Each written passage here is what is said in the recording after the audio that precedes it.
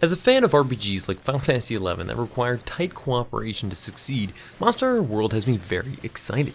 This will be the first chance to really dive into this series for myself and a few friends, so I've put together this list of tips for beginners coming from a beginner, because I know these games can have a lot going on, and I'm still figuring it all out.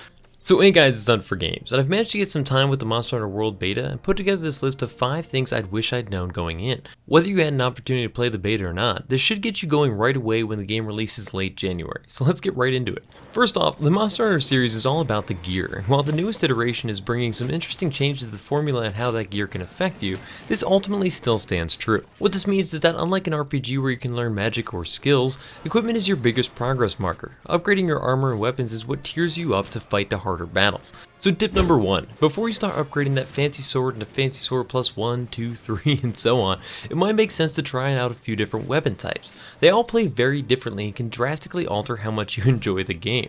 Ranged weapons like the bows and guns have different bullet types that inflict status effects or different types of damage. The dual swords offer blindingly fast attacks but no real defense, versus the hammer, which is all about the single crushing blows. Point is, I'd suggest doing a couple early missions or even just training sessions with all of the weapon types to get a feel for what you're drawn to. It's not that you can't change the path later on, but the deeper you go, the more you'll regret that wasted time and resources upgrading weapons or gear that just doesn't fit your group or playstyle. Which brings us to our second tip. Don't be afraid to explore the many tools at your disposal. Those of you coming from similar games may think you have it figured out within the first few hours, but there's a lot of depth here. While smashing something over and over again in the face is a valid strategy and the one I employ most often, it doesn't have to be your go-to. I won't go into detail because I frankly just don't know it all, but between bombs, traps, elemental effects, statuses, environmental barriers like mud or water, I mean there's a lot of ways to take these enemies down, or even take some alive. And exploring some of these strategies could save you valuable time or even allow you to kill enemies you'd previously considered to be unbeatable. So tip number 3, and it's the one I continue to struggle with most myself. Try your best to avoid getting smacked in the face. Now before you click to another video saying, forget it, this guy's an idiot, hear me out. Many games can be very forgiving with what a single enemy strike actually means, but some of these enemy attacks can be downright destructive, knocking you off your feet, off cliffs, or just outright killing you.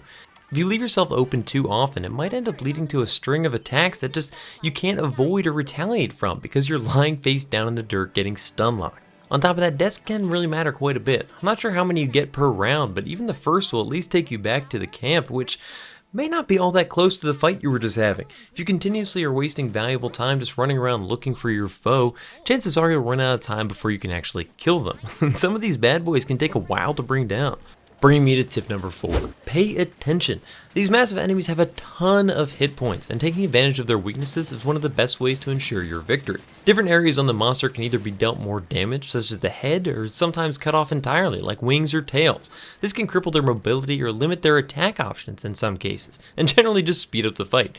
On top of that, certain enemies in the area may have many little grudges against each other and take up arms in the fight as well if you can find a way to get them involved. Now this might be equally threatening to you, but if a fire-breathing dragon bird is willing to deal most of the damage against a tree-climbing dinosaur from hell, I'm happy to let him do it.